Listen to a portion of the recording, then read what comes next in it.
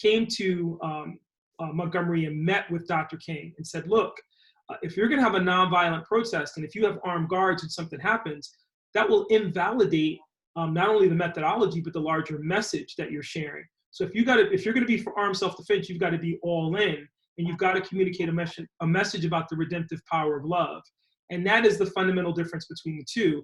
Malcolm's talking about armed self-defense, defense of the community, by any means necessary, achieving full equality. Martin Luther King making a more impassioned plea for humanity, but doing so within the context of the fact that African Americans are citizens. That's excellent. And I think that's really important to that anecdote about Bayard Rustin. We often tend to simplify these two figures and kind of, and Daphne's not wrong when she says MLK, nonviolent protest, Martin Luther X, any means necessary. But I think it is important to reflect back on that moment when Dr. King had armed guards, because that is actually makes a lot of sense that you would have armed guards, but then you have to kind of walk the walk, right? Very true. Part of the critique of organizations like Malcolm X and the Nation of Islam or the Black Panther Party is a lot of people saw that as foolhardy. How could you possibly hope to match the military might, the martial power of the United States government, or even a local police? It just seemed foolhardy in that sense. Malcolm, on the other hand, was making the case that, it's not that African Americans ever started that. They were always the victims of, and his argument was, and he famously about Birmingham, if a police dog bites a young person, kill the dog. But remember, the precipitating event is the bite, not just the violence against the peace officer or the police officer. Oh, that's really interesting. Thank you so much for that. I think that's the kind of stuff we miss reading the text sometimes. So I have a question for everyone. Did you watch this clip? Did y'all watch this, or do you want to watch this clip now? Now I told everyone that. Which clip is that? The one about the March Against Fear. The one, you can be honest if you didn't. This one, I'll start it. I saw that one. You saw it? How many of you need to watch it again? Yeah, I saw that, miss. Can we watch it now? Let's watch it. Let's watch a clip from it. And this is the segment from Eyes on the Prize, but what's considered the last great march in the South. So let's just watch this little clip together about this, and then I want Dr. Williams to talk to us more about Stokely. It's genuinely designed to get. And so just, Dr. Williams, just to update you, we're up to, we talked about Malcolm X getting assassinated by people from the Nation of Islam, and then we did a teaser about, and they've read about this, about how in many ways Stokely Carmichael carried on that more militant, I don't like that word, but that legacy.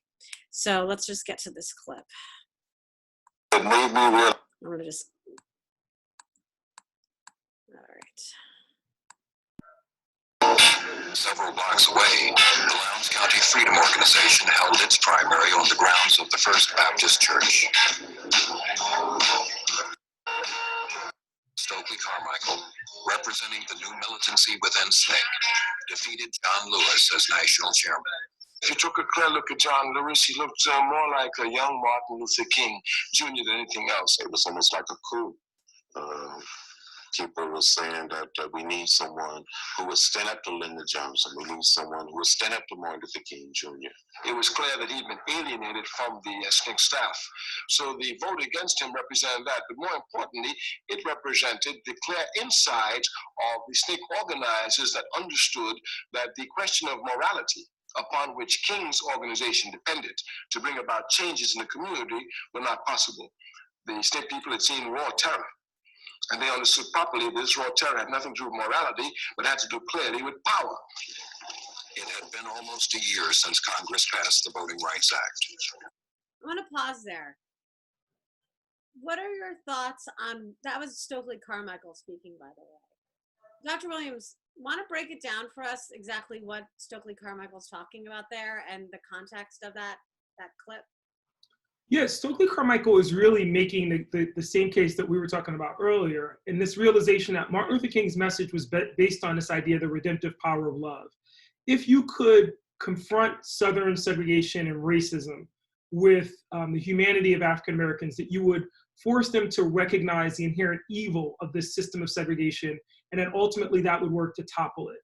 By 1966, when the Meredith March Against Fear takes place, and when there's this vote in SNCC that results in Stokely Carmichael taking over for John Lewis, you have people in SNCC who've been in the South for 6 years as part of an organization called the Student Nonviolent Coordinating Committee. And some of those veterans, like Stokely Carmichael, who went to Bronx Science in New York and had gone to Howard University, and then had joined the movement and went South with this optimistic vision and belief in King's vision, had gotten to the point where they're very frustrated, and they're saying, look, we don't believe this anymore. We've seen the raw terror in the South. We've dealt with these Southern sheriffs and these violent mobs and people who will, and we've seen the bodies, like people like Schwerner, Cheney, and Goodman from 1964, the Freedom Summer. So they're saying the only way that we're going to topple segregation, Stokely's articulating here, is through power, Black voting power. We've got to organize our community. We have to stop being dependent on white liberals to deliver a victory for us. We've got to claim that victory ourselves. And they hope to do this because they looked at Alabama, they looked at Mississippi, states where you actually have majority Black populations, and they said, why are white people or white segregationists in power here? Because they've denied us the right to vote. If we seize that power, then we'll have an opportunity to challenge them, elect our own officials, and create a sense of security and safety for ourselves. Any questions so far before we watch this clip? Do you all understand that? Yes, Miss, yes. I miss being in a classroom where you can see people's actual faces. I know. I hate it. Okay, but this is as good as it gets right now. Let's keep watching this. But white resistance remained strong. In Mississippi alone, more than 300,000 Blacks were not registered to vote. Did you get that number? So after the Voting Rights Act, 1965, 1 year later, right? I'm just letting people in. How many people were still not registered? How many African American people were still not registered to vote? 3,000. More than that. I think they said 300,000, didn't they? 300,000. James Meredith, the first Black person to enroll at the University of Mississippi, was determined to change all that. On June 5th, 1966, Meredith left Memphis, Tennessee, prepared to walk 220 miles to Jackson, Mississippi. He called it a march against fear.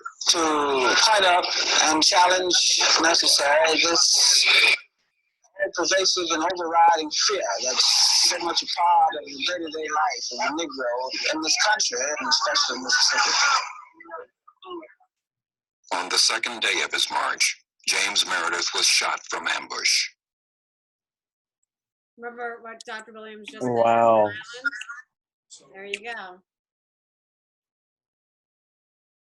We, as you know, have been And just so you know who these people are speaking, Dr. King is speaking right there. He's in the gray suit, I guess.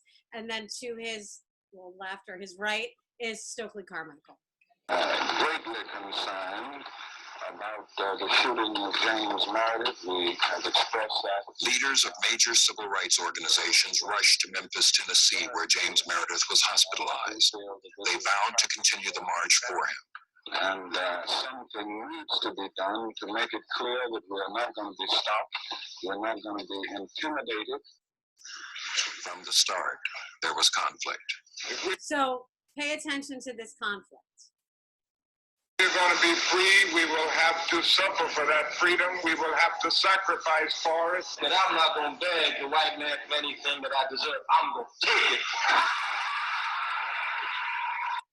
So let's stop there for a second. What are the biggest differences you see in the messaging, just from those two clips? Opening this up to the class. What are the big differences you see between Stokely Carmichael, who you just heard, and Dr. King, who spoke previous to him?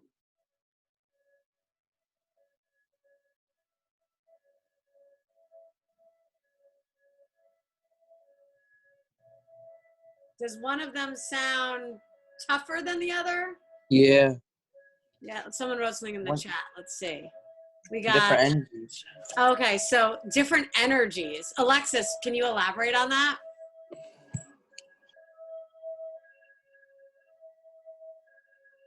different energies. King was more about spreading a message. I'll let Alexis keep writing. Anyone else want to chime in? Like, how does Stokely Carmichael sound different from Dr. King? I think Carmichael wanted immediate action, while Martin Luther King wanted to build up to it. But Carmichael was more authoritative and wanted to end things right away and build stuff and change the things in a short period of time. Good. And then anyone else? Are you seeing differences, or maybe are you not seeing much of a difference? I'm seeing a difference. In the clip before, it was talking. Martin Luther King was more like, it was more like non-aggressive, and then Carmichael was like it was aggressive. Aggressive, yeah. And Alexis, Super good. Aggressive. Alexis finished her thing by saying King was more about spreading a message. MX, I think you mean Carmichael, was about instilling power. Anson says Carmichael wanted immediate change. Yeah, that's fine, Alexis. I see what you're saying. Here, I want to unpack that for a second. King was about spreading a message. Carmichael was about instilling power. Okay, so Yohuru says, do you want to say what you just wrote? I think I like what Alexa said. I mean, that's great. That Stokely Carmichael was part of an organization called SNCC, the Student Nonviolent Coordinating Committee. And from the very beginning, they were about what immediate things could you do, because they loved Dr. King, but they felt like Dr. King sometimes was very aspirational, that there was an immediacy to the message, but not necessarily to what were the on the ground things that you were going to do to achieve that. So voter registration, so on and so forth. Their slogan had always been freedom now, not tomorrow, not when Congress gets around to voting on it, not when you have a Civil Rights Act or a Voting Rights Act, but right now. By the time you get to 1966, they've moved from freedom now to Black power. We're not going to even wait for legislation. We're just going to take power by any means necessary. And they're going to be deeply influenced by Malcolm in that regard, because they're going to be making the case, as Stokely Carmichael does here, that why are we waiting for anybody to tell us whether we can vote? If the Democratic Party won't let us register and the Republican Party won't let us register, we'll form our own party. So that's that kind of aggressive militancy that you're getting from Stokely Carmichael here. Yeah, I love that. Yeah, and they're picking up on that. Let's watch a little more.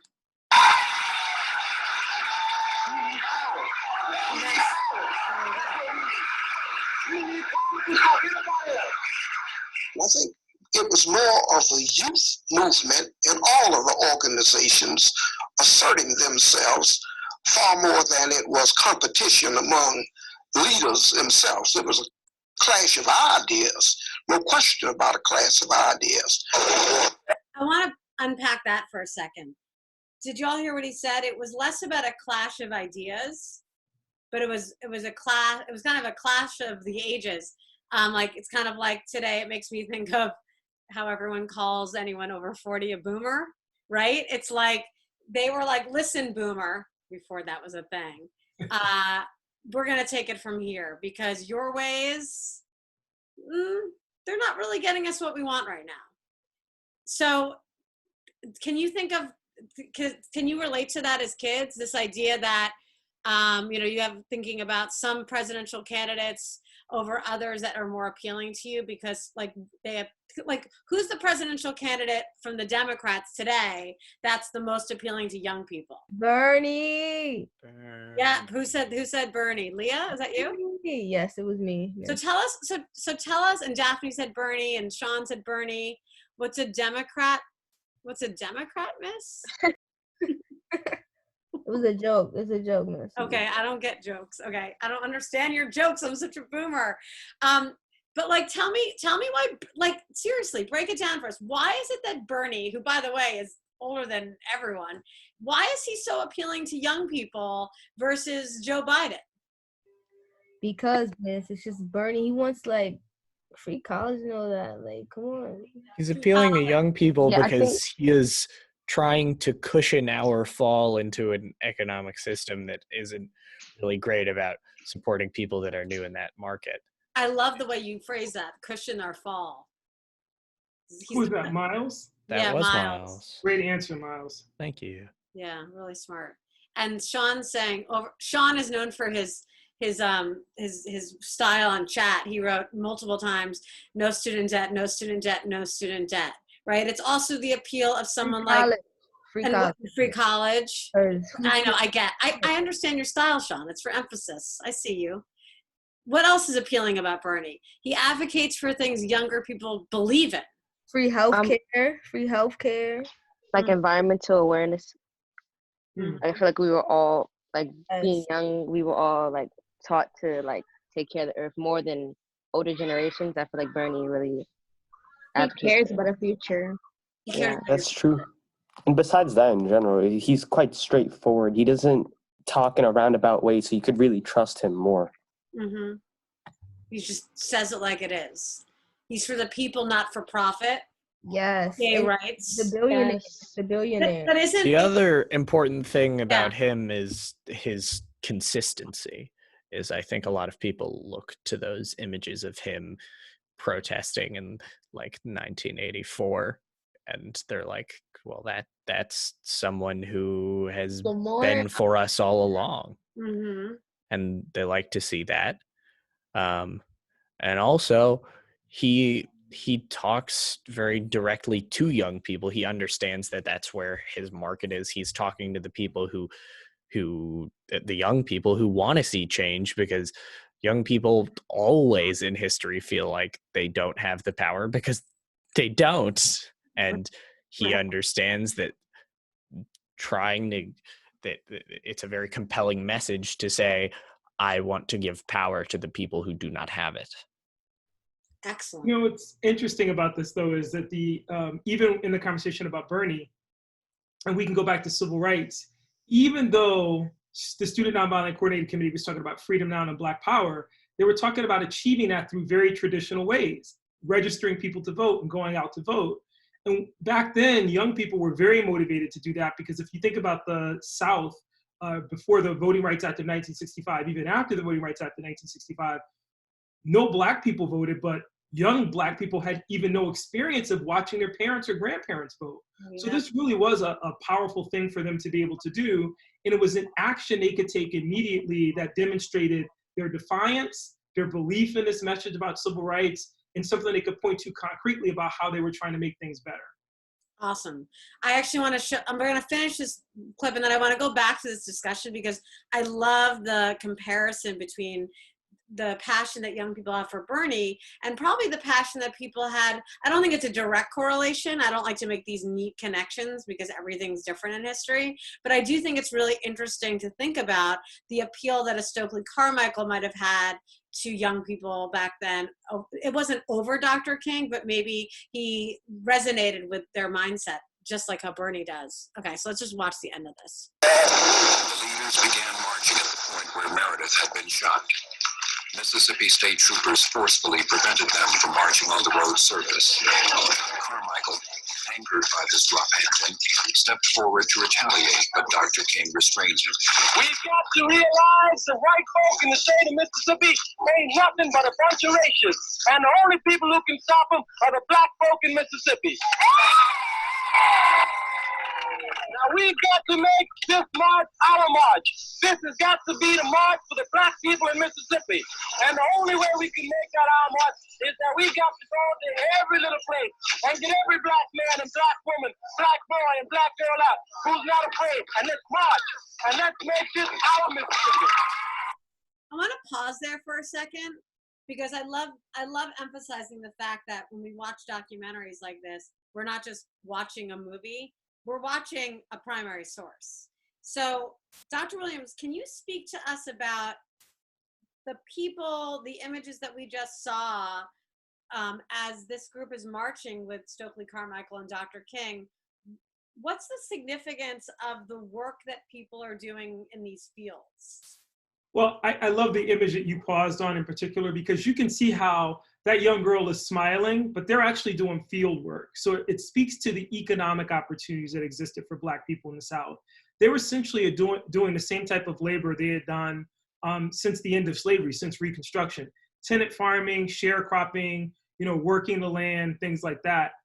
part of this, we always talk about or communicate civil rights is about being able to get the right to vote, but we forget the economic corollary to that, which is if you have the right to vote, then you can vote for and have access to better schools. And then you can change the law so you can have access to better homes. And then you can end discrimination in employment and have access to better jobs. It becomes kind of a eroding of what I like to call the 6 degrees of segregation growing out of Plessy versus Ferguson. So housing, education, Jim Crow justice, those types of things.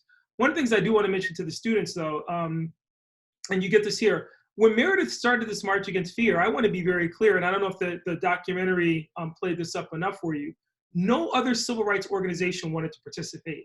When he went to Dr. King and said, I want to have a March Against Fear in Mississippi, Martin Luther King said, we're not going to participate in that. We're about to have a major campaign in Chicago. I don't have the resources. And oh, by the way, there's a lot to fear in Mississippi. When he went to the Student Nonviolent Coordinating Committee, Stokely, Carmichael, and the other lieutenants within SNCC said, we work Mississippi, my friend. We know that you integrated Ole Miss in 1961, but the reality is we know how dangerous Mississippi is, so we don't buy into your march. It's only after Meredith is shot and it gets national attention that this flood of organizations comes to his bedside to continue that march against fear.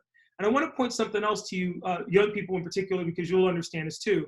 There was also a change in the composition of media that explains why these two sides get played against each other. Before 1966, if you were a really good reporter, the top story in the country, think about COVID-19 today, the top reporters were covering the most important thing, and that was civil rights. By 1965, after the passage of the Voting Rights Act, reporters have moved on and they see civil rights as kind of old news. The best reporters are now on to covering Vietnam. And that left more inexperienced reporters looking for an angle on civil rights to make it interesting in control of the stories that got to the newsroom. Unable to find anything compelling about the march, they played up the differences, which were real, between Stokely Carmichael and Martin Luther King, casting Stokely Carmichael as the new Malcolm X and Martin Luther King in that more familiar role. And the media helped to stir up the sense that somehow the movement was fragmenting, when in fact, these were disagreements that had existed within the movement from its very inception. That's why Malcolm X and Martin Luther King had that dichotomy, but you always had individuals. I shared with you guys about what happened in Montgomery. You always had advocates for self-defense. You always had people within the African-American community who believed that the best way to get their rights was to literally move now and not wait for the government to respond. Thank you so much for that, because again, when we relegate the story to textbook and a couple little clips and a couple little mini lessons, we lose the complexity of the story. And that's so important for kids to unpack what they were just talking about with Bernie Sanders and the other Democratic candidates and whoever they choose to vote for or have the option to vote for.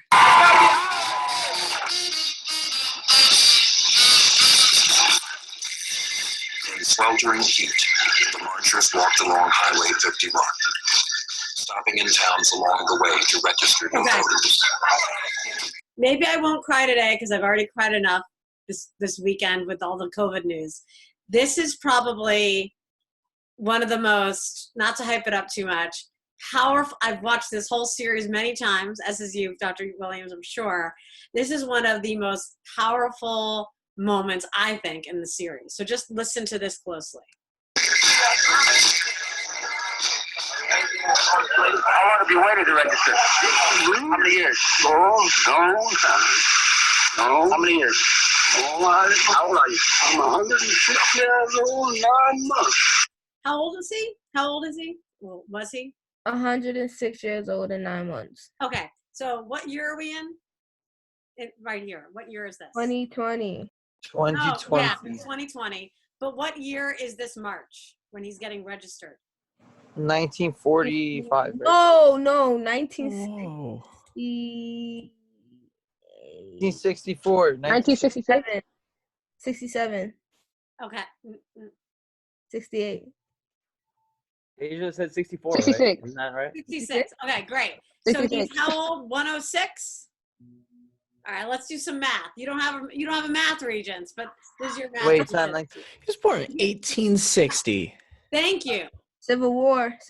This man lived through the Civil War, Reconstruction, the Great Depression, all of that. And could he ever vote? Both world wars, no. No. And what was he Nope. retired from doing? Did you see his job title? No, I didn't. Now, what was that about? Retired farmer. So essentially retired sharecropper, right? So he was a young boy, born into slavery, born into enslavement, and then was basically doing the same work as his ancestors who were enslaved his whole life. And he lived through all those different events that Miles listed, which is so powerful. And he's finally registering to vote because he, by the grace of God, lived till he was 106 and 9 months. Little fool with this thing that was getting up and I don't mess with him now. How do you feel, sir? Me, I feel good. All right.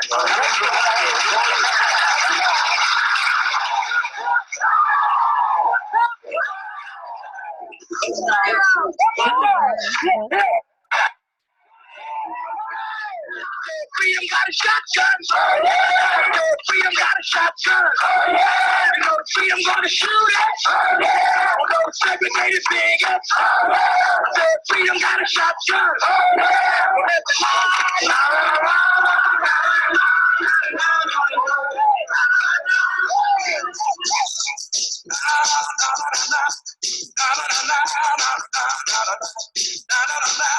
Need somebody to help me say it one time. 20 Mississippi State troopers provided some protection. How many Mississippi State troopers provided protection? Did you catch that? 20. Sorry, the subtitle 20. wasn't working. 20. You think those state troopers had an invested interest in supporting this march? Probably not. Nope. Reduced to 4. Governor Paul Johnson announced he wasn't, quote, going to wet nurse a bunch of children.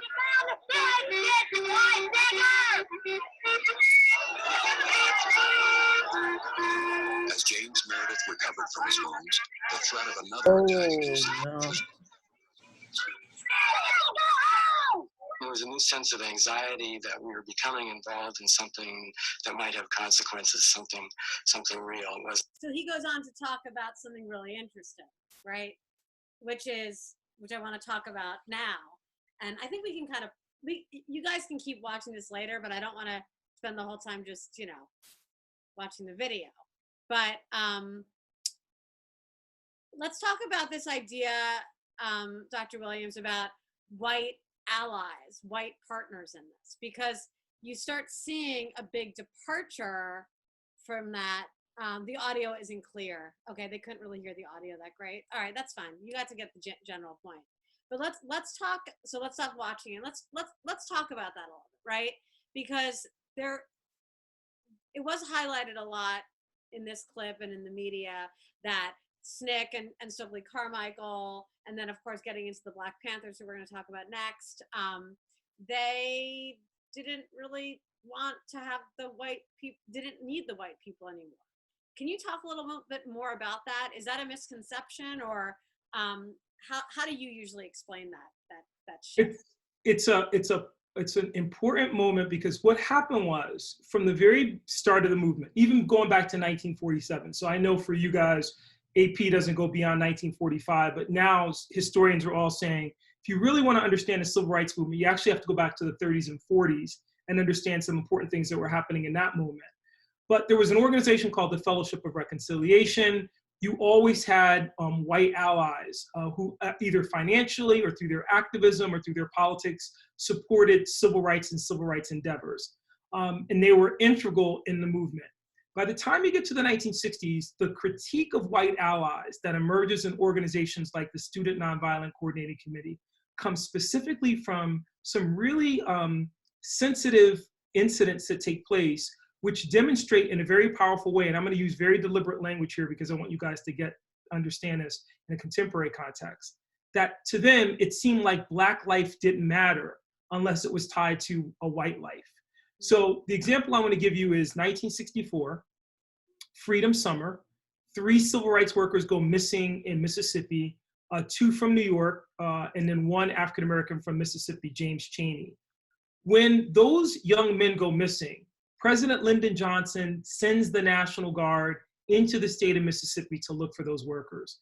When they discover their bodies in an earthen dam in Philadelphia, Mississippi, Johnson sends flowers to the families of the 2 white missing civil rights workers, does not reciprocate for the family of the Black missing civil rights worker.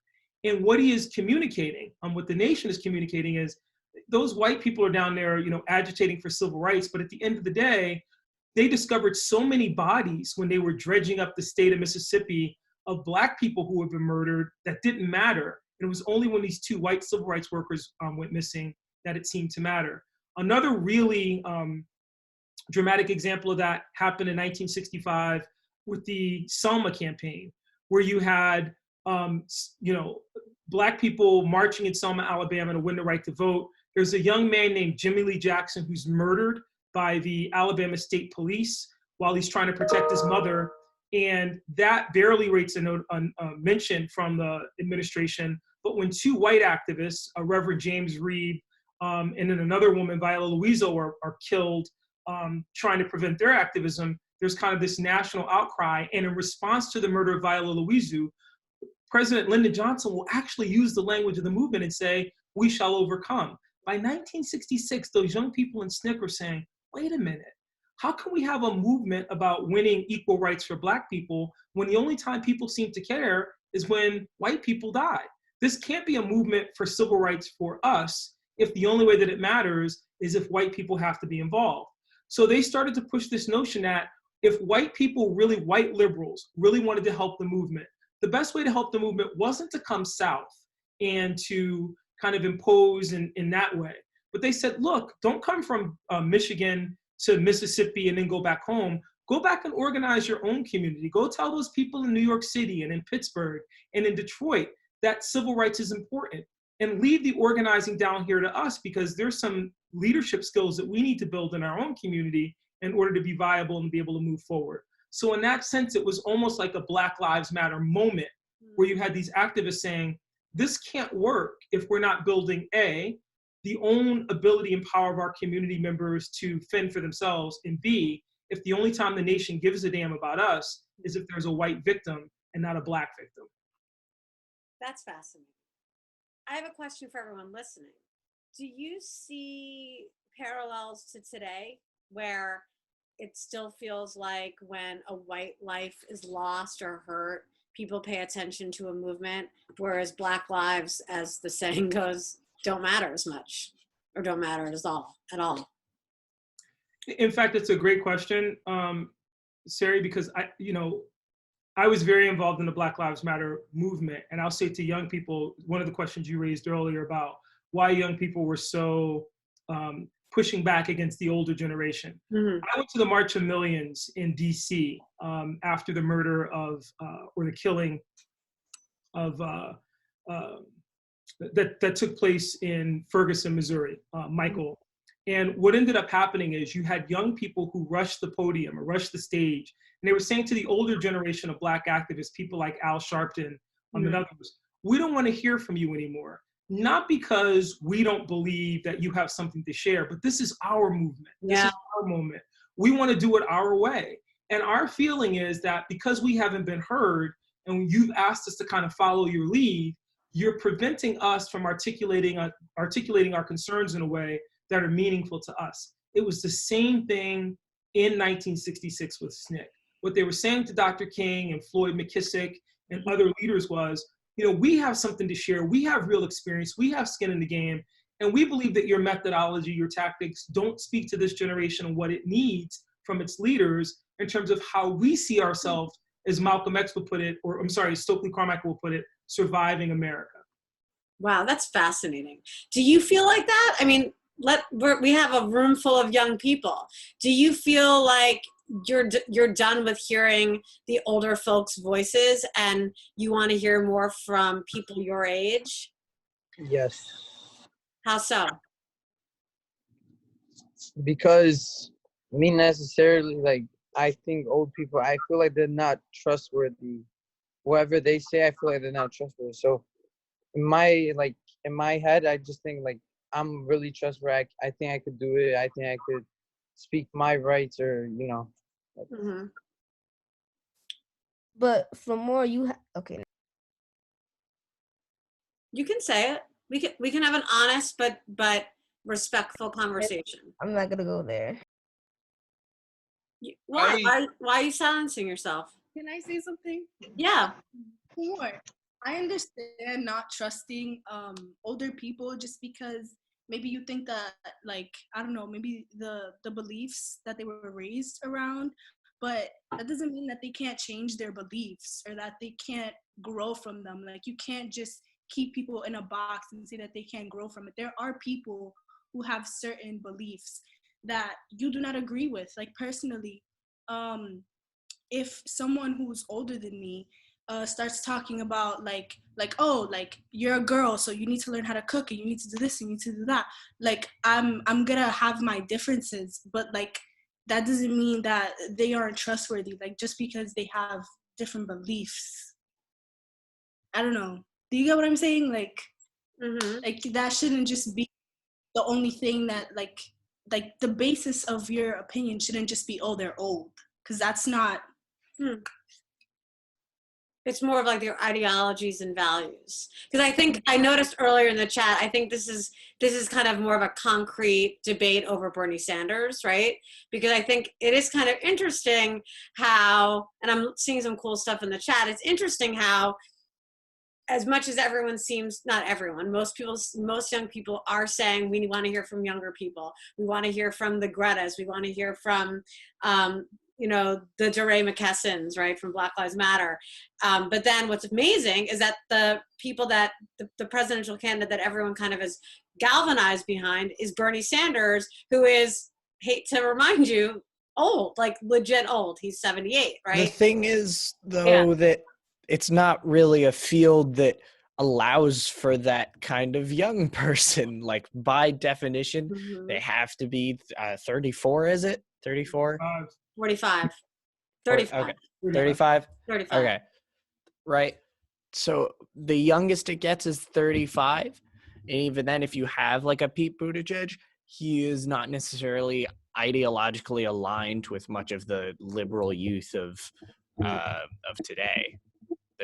There are certainly some overlap, but I think that Bernie Sanders is more of a compromise for a Democratic candidate that we can have.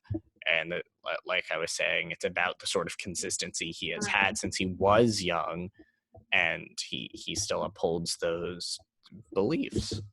Smart. Alexis says you need a balance, otherwise one opinion dominates the other. So you're for, another way to say that is intergenerational cooperation, right? Intergenerational meaning the older and the younger working together. And I feel like maybe Bernie embodies that, right? He has this, usually you get more conservative as you get older, but Bernie has held on to his young ideals in an old man's body. So he's like intergenerational in a person, perhaps. Sean L said, all people are dumb. 40, never mind. I don't know. You have to speak, Sean. I don't understand that. Exactly. We don't like to be silenced, so why should we silence each other? What's happening? Are people in a fight over here or something? Okay, there's some beef going on in the chat. No, oh, you're responding. Alexis, can you explain that thing about the silence?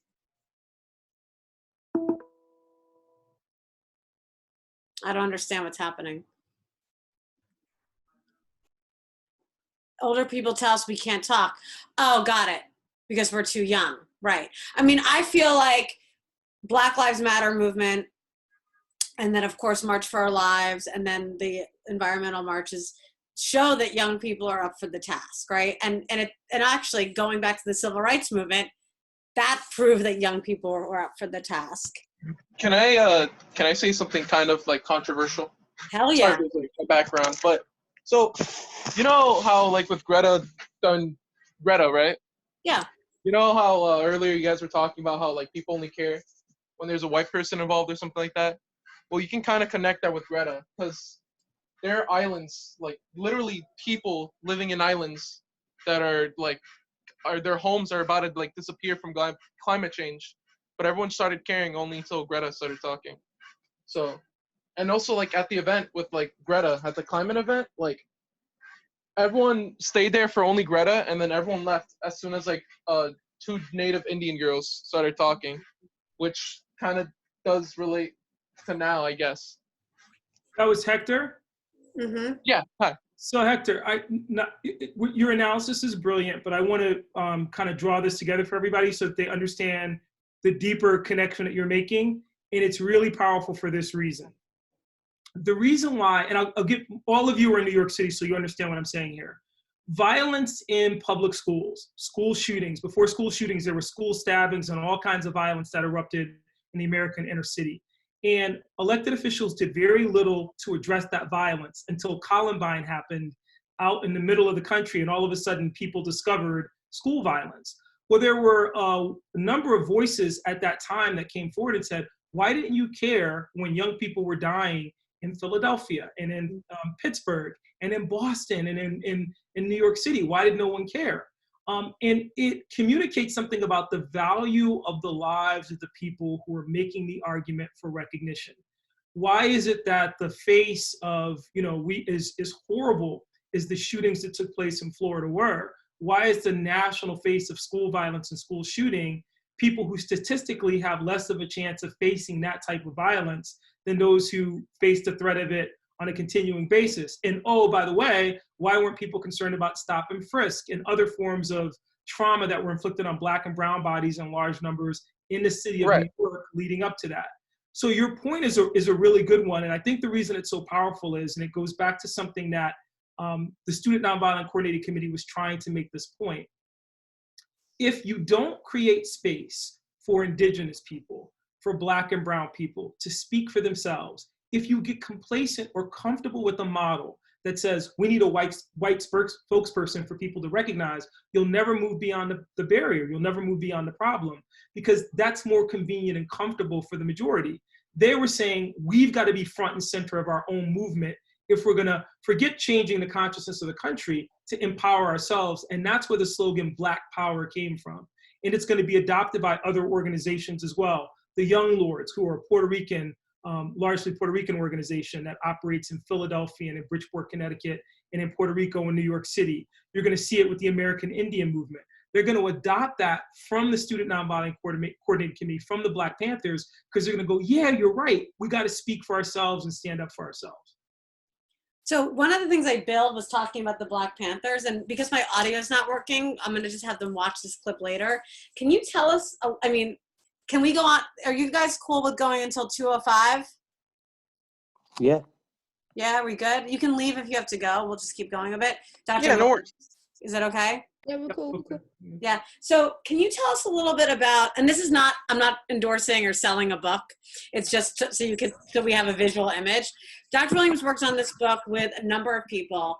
Can you tell us a little bit about this, and then just give us like Black Panthers 101, and then I'll send them some more resources. They watched some videos from Eyes on the Prize if they were still working, so they have some backgrounds. Sure. The Black Panther Party is formed in October of 1966 by 2 college students, Huey Newton, who was from Oak Grove, Louisiana, and Bobby Seale, who was from Texas. But they met in California, in Oakland, which was at that time a popular destination for Black migrants who were fleeing racial terror and economic inequality in the South for what they considered to be the promised land, northern cities, Western communities where there was more economic opportunity. Huey Newton and Bobby Seale were at Merritt Community College, and while they were there, they came to the conclusion that they were dissatisfied with other civil rights organizations which weren't addressing what they saw as problems within the inner city. So it was kind of a Southern focus to the civil rights movement. And they were like, what about police brutality? What about economic inequality? What about some of the things that we face that haven't really been on the radar of the national movement? They adopted as their symbol the Lowndes County Freedom Democratic Party symbol, the Black Panther, and they crafted a 10-point program, which became the blueprint for the Black Panther Party. And as I mentioned in the very beginning, this was an organization which had 10 major points, but the one that drew the most attention was their point about believing that the Black community should be free from police brutality. And in order to do that, they commenced armed patrols of the police, which got a lot of attention in Oakland, California. The reason they could do that is, at the time, California law allowed for open carry. which meant that you could carry a loaded firearm in California as long as it was displayed, as long as it wasn't concealed. Using that loophole, which Huey Newton was able to exploit because he was in law school and knew the law, the Panthers commenced these patrols of the police, and when police would stop a young Black suspect, the Panthers would actually get out and they would have law books where they would have a list of legal aid, and they would read the rights of that suspect to that suspect, which irritated the police. There's this kind of back and forth, and the response to the Panthers initially is that there will be a legislator in Oakland, Donald Mulford, who'll say, we need to get rid of open carry. I mean, these people are a menace. And they'll try to pass a law in California which will strip the Panthers of their right to bear arms. Without going wholly into that story, the Panthers protest that law and inadvertently stumble onto a session of the California legislature that was considering the bill, and that makes national news. Now they're on the national radar, the FBI is paying attention to them, and at the same time, they're trying to work to ensure that in the local community, they're addressing kind of bread and butter issues that were important to the people of Oakland. And I'll give you guys a very quick example. In one of the communities that they patrolled, there was no traffic light, and there was a history of young people and old people in the community being hit by cars. The Panthers actually started patrols of that block and actually worked as crossing guards and then petitioned to get a light put in. So people could see the value of that movement. What ends up propelling them to national prominence, however, is the unfortunate shooting of Huey Newton by an Oakland police officer in October of 1967. And that comes about after the Panthers, supposedly had been decimated by this campaign by the state government. But once Huey Newton is arrested, he becomes kind of an international symbol of the oppressive methods taken against Black revolutionaries in the United States. The Panthers in 1968 will put down the gun and they'll move away from armed self-defense. They'll commence what they call the Serve the People initiatives. They'll institute things like their Breakfast for Children program, which before Operation Head Start, it was the Black Panther Party that said, we believe that kids need a hot meal. And so they tried to provide breakfast for school children in those communities they were active. They started free healthcare clinics in a number of communities. And they always tailored their programs toward what was missing in that community. So it wasn't a one-size-fit-all.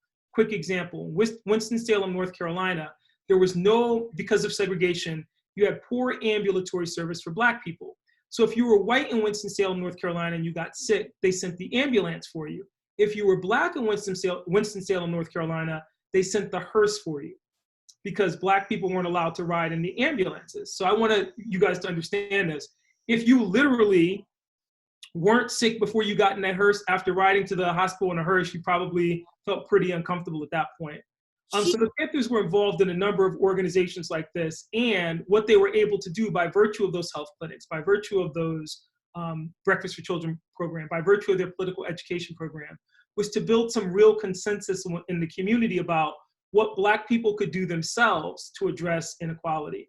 Unfortunately, all these things ran counter to the Federal Bureau of Investigation under the direction of FBI Director J. Edgar Hoover.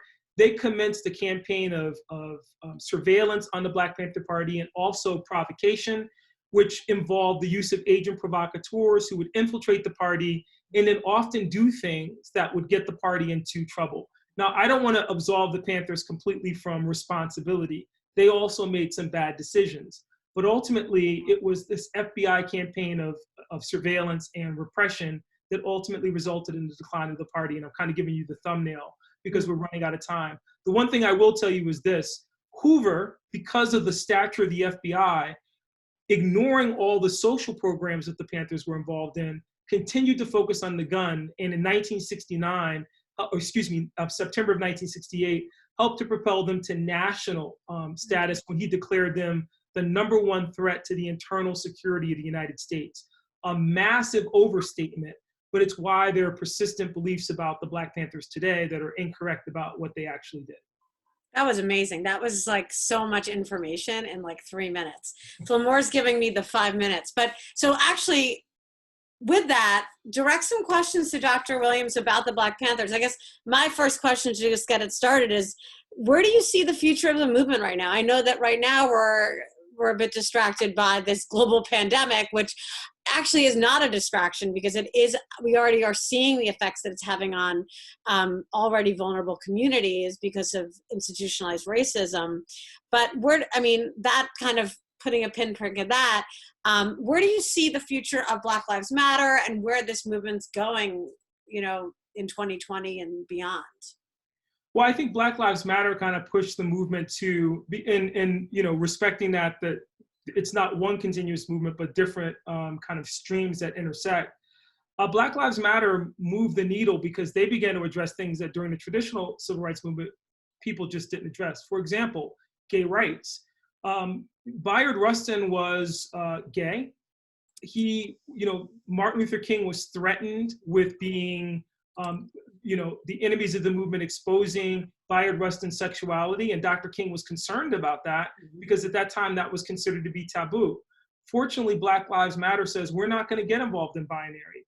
Black life means Black life. Lesbian, gay, transgender, straight, whatever. We are about protecting Black life, and we know the most vulnerable, or the people on the margins of the margins, tend to be the most vulnerable. Prisoner rights is another good example, and I love that you put a pin prick there because the Panthers were very concerned about what was happening in the nation's prisons. In fact, when the Attica riot took place in upstate New York in 1971, the prisoners at Attica asked Bobby Seale, one of the founders of the Panthers, to come in and to serve as a mediator. People are now looking at COVID-19 and how it's decimating American prisons and asking the question whether if you go to jail for a minor offense, whether that should be a drug sentence because you get COVID-19 and you can't social distance and you don't have access to ventilators and the best healthcare. And if you look at the population of America's prisons, they're disproportionately Black and brown, so that becomes a racial issue as well. I think it goes back to those 6 degrees of segregation and how we continue to battle against, housing, Jim Crow justice, access to education, underemployment, and all those things that in some sense reinforce inequality and undermine our core democratic values. Amazing. Any other questions? Just questions you can even ask Dr. Williams as a dean at a university, and he's a professor, he's a historian. Do you have any questions for him career-wise or college applications-wise?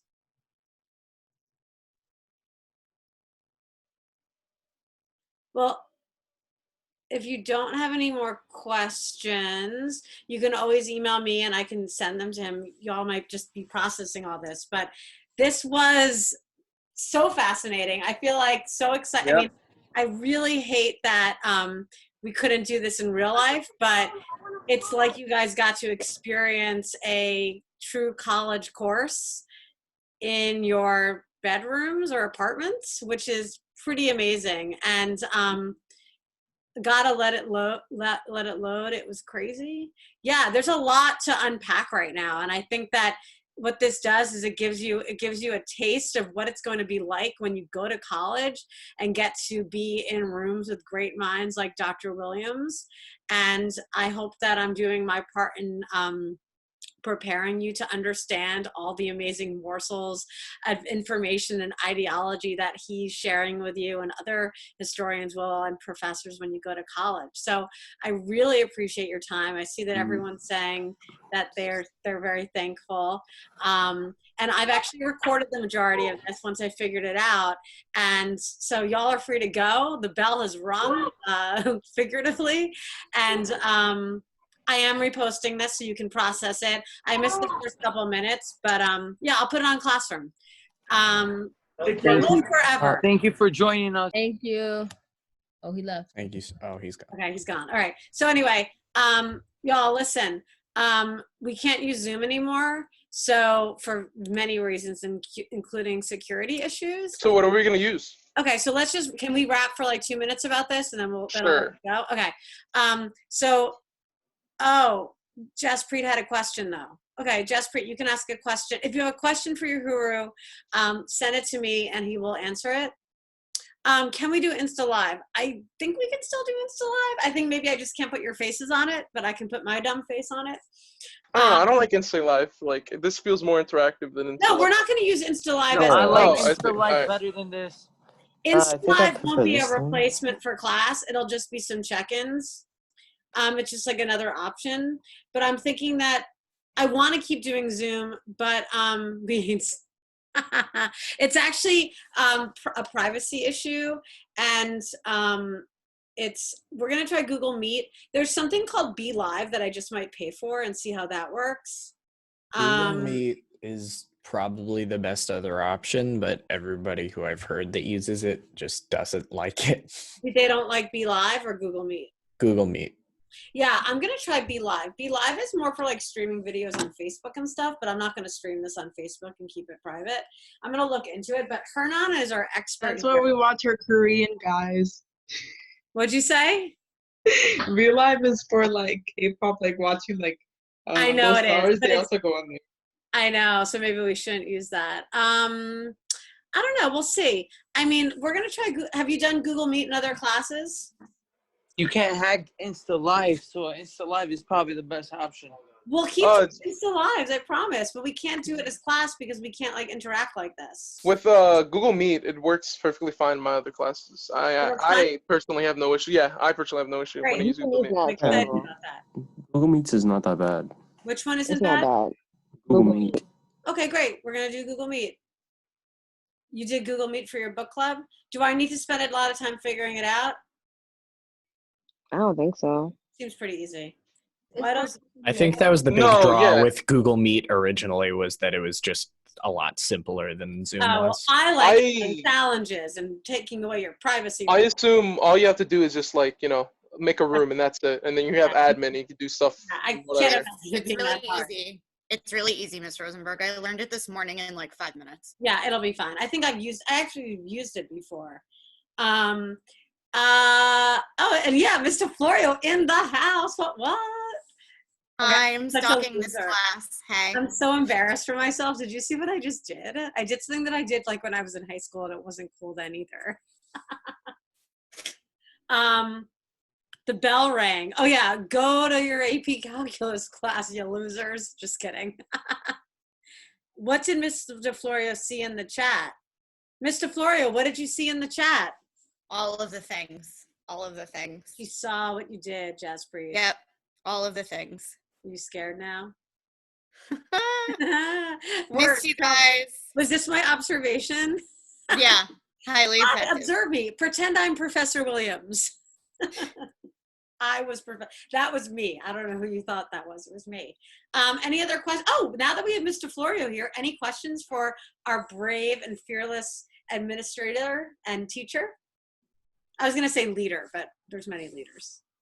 We're all leaders. Miss, are you getting a higher pay raise because you're working extra hard, or? Who did you ask that?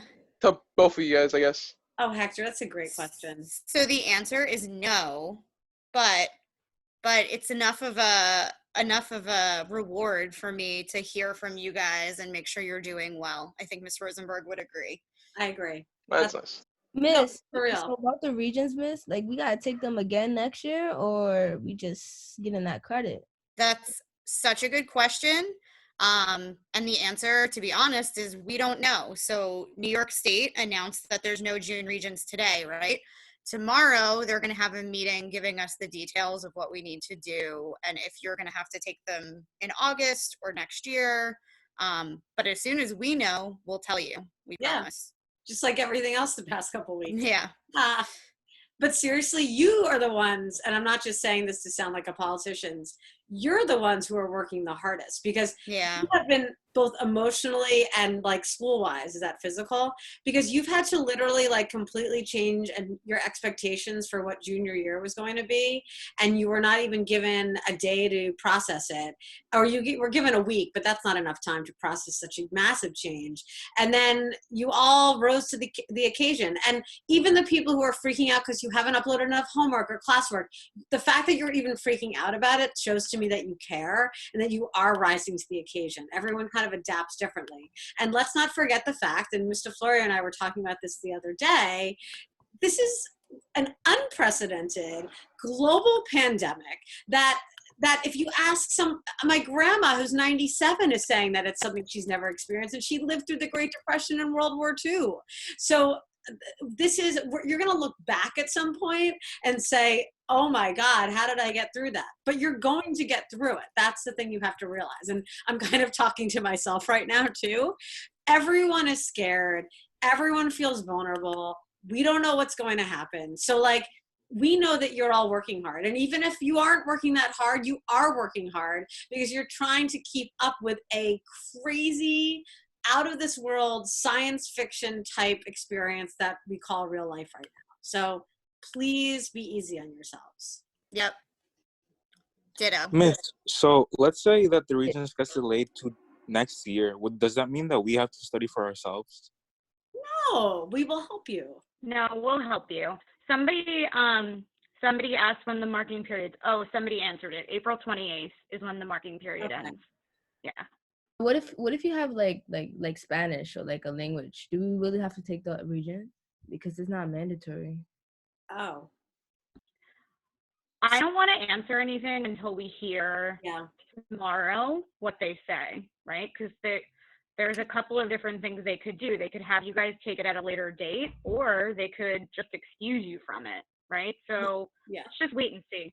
Yeah, because remember the time when I said I thought they were gonna be canceled, and then the whole school said they were canceled? Let's not do that again. I didn't do that, Mr. Florio. That wasn't me. You're speculating. Julie, I miss going to school too, and I'm looking forward to when we can go back to school because I miss seeing you guys every day. It's not, I know, and the online stuff isn't working because this is proving to us that like school is actually a special place for us. As much as we complain and get stressed and snap at each other and feel overwhelmed, we actually in the end love school. Grass is always greener on the other side, Miss Rosenberg. Wow, Miles, that's profound. That's right, Miles. I've never heard that before. You should write that down in a book. One line would be great if we weren't in the middle of a pandemic. Alexis, another wise statement. Yes. Imagine if we were just home without a pandemic. Well, no one would be on this computer. Yeah, no, I'll be outside. I would be tanning. I'm not gonna. We'd all be outside. We would be living our best lives in the park. Although, you know, some people are still living their best lives in the park, and they should go home. Am I right? Stay home. You're all staying home, right? Wait, Miss Rosenberg, what if they're homeless? Oh, well, that's different. They're not. Remember what I said. Some people are living their best lives in the park. I would never say that of someone who does not have a home. They're not living their best life. I'm talking about people who are literally like playing Frisbee and stuff and trying to play basketball. The people who are, they are being sent to shelters, Julie. Yes, they are. There are some, you don't have to, it's not I don't know in a state of emergency if it's, because you can't force someone to stay in a shelter. It's New York State law. Yeah, being in a shelter isn't the safest place either, and it's close contact. So just like how the way, I miss school too, Shanji. Remember what Eliza Orland was telling us about if you got to catch the Instagram Live, and I have video footage of if you want to see it. Do you know that, like, for example, how many cases? There's like 800 cases of COVID at Rikers Island because everyone's on top of each other. And they didn't, remember how she was talking about the bail reform that didn't get passed through.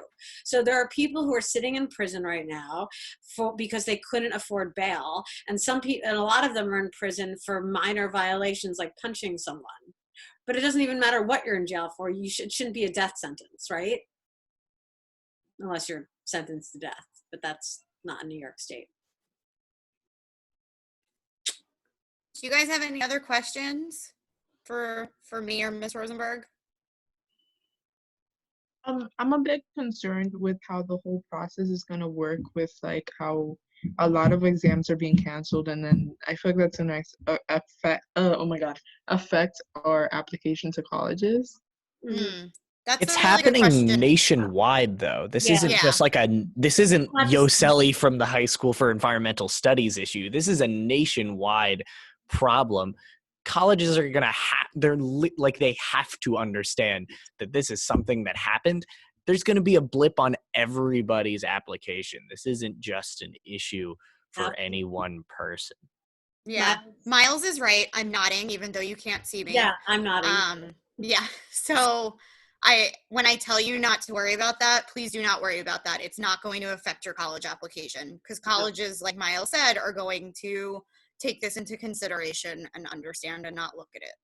Yep. Promise. And I mean, to be honest, like some they don't even know if kids are going to be able to go to college in the fall. So colleges are being affected by this as well. So for example, if an undergraduate program is aware of it, I mean, kids who are in undergraduate right now are looking towards graduate school. So undergraduate programs are well aware of it as well, because their graduating class is worrying about graduate school. So everyone's affected by this. Like everyone is going, Miles put it best. I'm going to shut up. Oh, and I have another question for Ms. DeFloria. Yeah.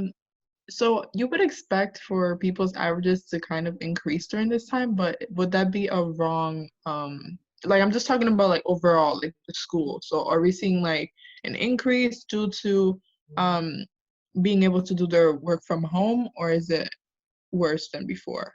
Oh, that's a good question. Really good question. Really thoughtful. I haven't been looking specifically at averages across grade books yet. And here's why. I think that the last few weeks have been a huge adjustment for all of you, including teachers, including us, right? So I don't think like any of the grade averages, whether they're increased or decreased at this point, is reliable data. But in a few weeks, I'm definitely going to look at it. And I'm hoping that we at least stay the same or increase, right? And if we're not, then it's my job and the other assistant principals' jobs and Principal Najmi